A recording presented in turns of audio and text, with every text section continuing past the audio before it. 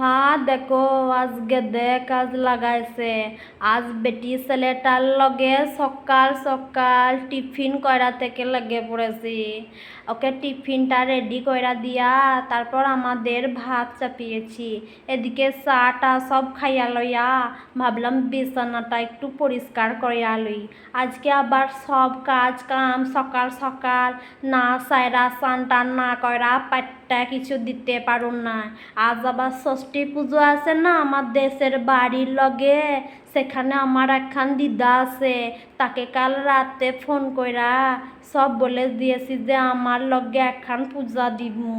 সে phone না করলে আমি তো আর খাইতে পামু না।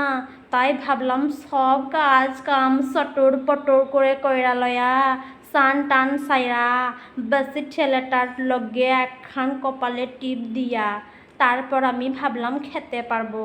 তা কাজ কামের গাদা মেশিন চালাইয়া দিলাম স্নান টান কইরা ঠাকুর কইরা আমি আজ বেটি ছেলেটার লগে ফোঁটা দিয়া আজ তাই খাবো। আর আজ আবার নিরামিষ আছে।